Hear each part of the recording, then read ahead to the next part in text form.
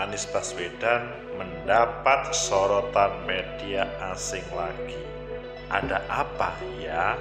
Apakah ini serius untuk gugatan ke Mahkamah Konstitusi sampai media asing menyorot kembali, atau memang ini penegakan demokrasi sehingga menjadi menarik bagi publik? Bagaimana menurut kalian? Menurut analisis saya,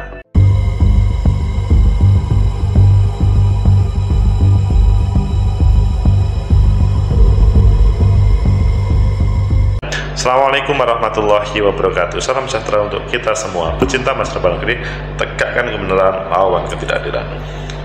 Demokrasi harus ditegakkan. Meskipun pemilu 14 Februari sudah selesai, maksudnya rekap TPS, tapi di level provinsi, di level RI masih berjalan.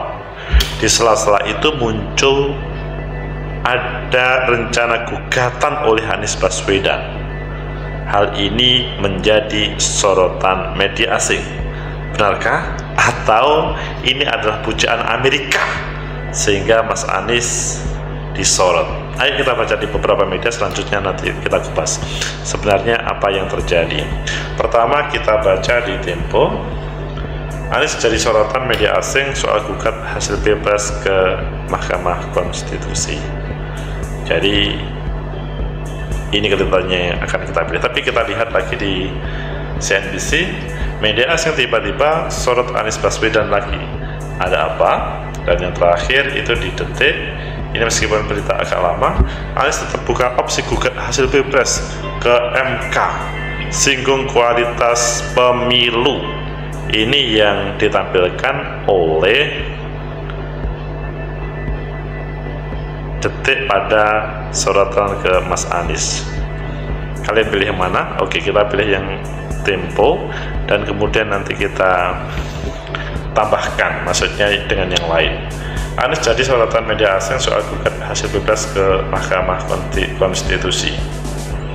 Ini adalah yang ada di Jakarta. Calon presiden nomor urut 1 Anies Baswedan menjadi sorotan media asing setelah ia mengumumkan akan mengajukan gugatan ke Mahkamah Konstitusi terkait hasil pemilihan presiden 2024. Media yang berkantor pusat di London, Reuters, menulis langkah Anies ini dalam artikel berjudul Indonesia's Anies plan to contest election result in top courts. Jadi rencana Anies Baswedan untuk membawa ke Mahkamah Konstitusi. Dalam artikel itu, Reuters menyoroti rencana Anies mengajukan gugatan ke MK. Anies, mantan gubernur Jakarta, berencana mengajukan pengaduan setelah hasil resmi diumumkan, tetapi tidak memberikan rincian lainnya. Langkah ini dilakukan ketika partai-partai pendukung Anies dan Ganjar bersiap meluncurkan penyelidikan parlemen terhadap perilaku pemerintah menjelang hari pemungutan suara dan dugaan pelanggaran pemilu, tulis Reuters yang terbit pada Rabu kemarin. Jadi ini serius kalau begitu. Media lainnya adalah The Diplomat dalam artikel berjudul Indonesia's Anies Baswedan to file election complaint at Constitutional Court. Tidak hanya satu media. Media ini juga mengulas rencana Anies ke MK dan menyoroti negara yang tidak netral dalam pemilu 14 Februari.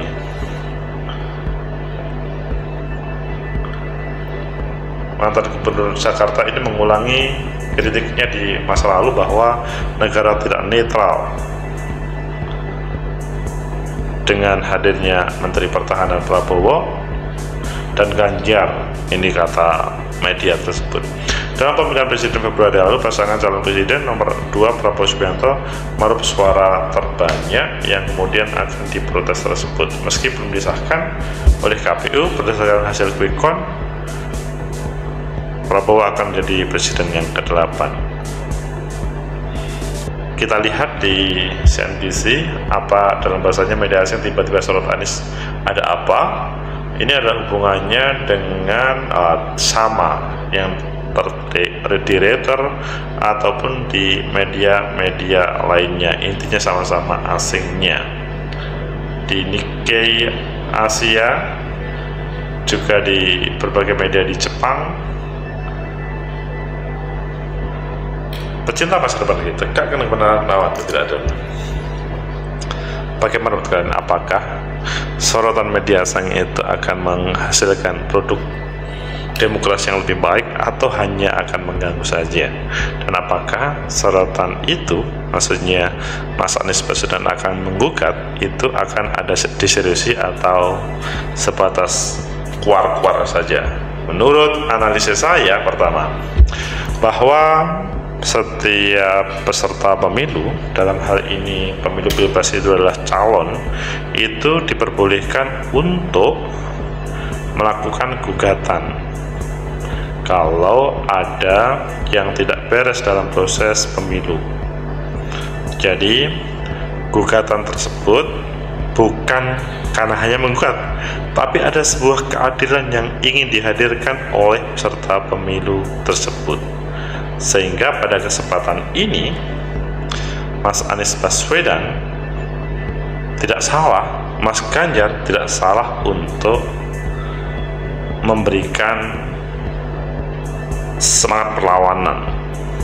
Memang di media asing itu yang lebih disorot adalah Anies Baswedan, karena memang runner up-nya adalah Anies Baswedan, sehingga keberadaan Mas Ganjar tidak terlalu tampak, tapi Anies Baswedan akan menggugat. Padahal sebetulnya kalau kita melihat di Indonesia, baik Mas Ganjar atau Mas Anies, baik ataupun Mas Ganjar, itu bersemangat untuk menggugat.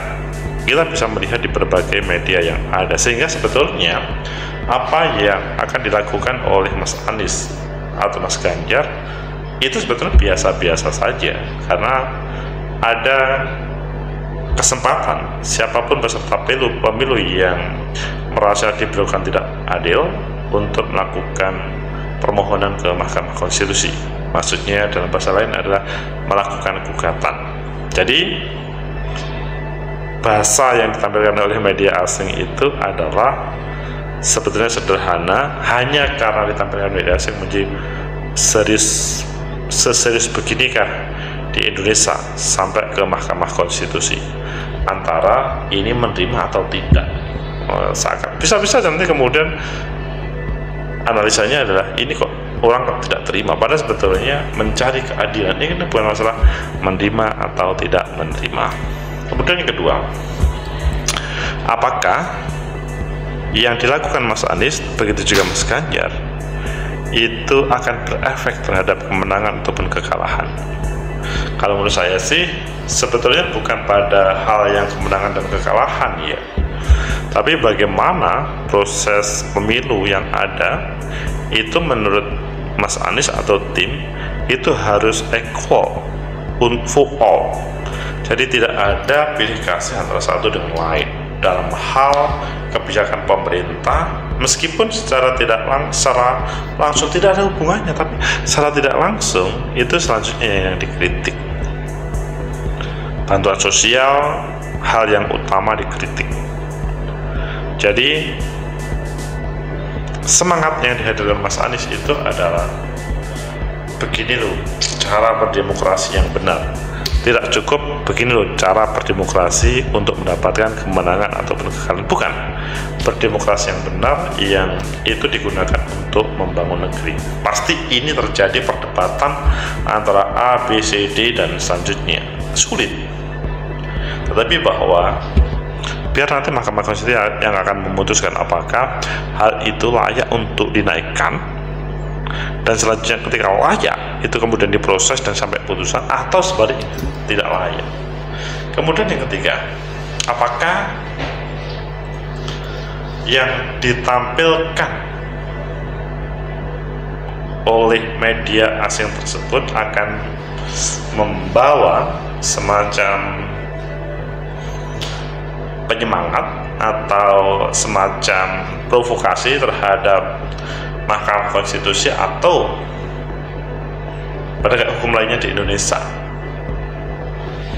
Kalau menurut saya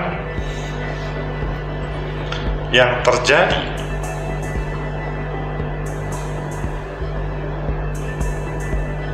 perlawanan ini minimal berefek terhadap dunia internasional bahwa Indonesia menjalani demokrasi yang sebenarnya. Dialektika yang ada, pro dan kontra, itu adalah hal yang wajar dalam pembangunan demokrasi. Tidak, atau hal itu bukan tidak boleh, tapi hal yang wajar, sehingga dalam bahasa pembangunan demokrasi, maka tidak boleh ada yang merasa ini adalah mengganggu stabilitas atau ini adalah mengancam stabilitas. Tidak, ini digunakan untuk pembangunan demokrasi. Jadi ini bukan sifatnya memprovokasi publik ataupun asing ataupun dunia internasional, bukan. Membangun demokrasi itu ya begitu caranya, apakah di negara berkembang atau negara yang sangat maju, apalagi negara yang demokrasinya masih pelan-pelan jalannya. Tegakkan kebenaran, lawan ketidakadilan.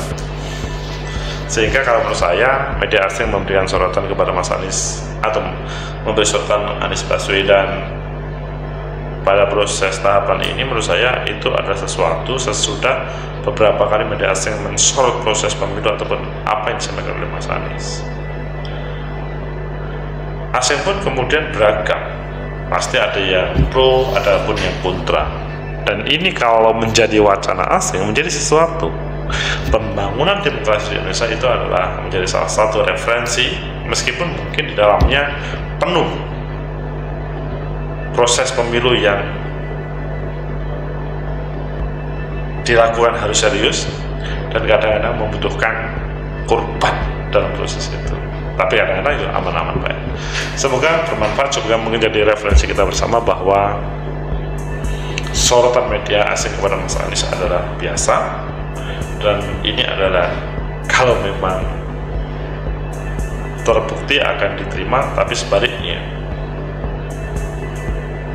kalau tidak, maka mungkin belum terpublis, ini kemudian hilang begitu saja apa yang ditampilkan oleh media asing. Reuter dan teman-teman, semoga bermanfaat. Like, subscribe, comment, and share. Sampai jumpa.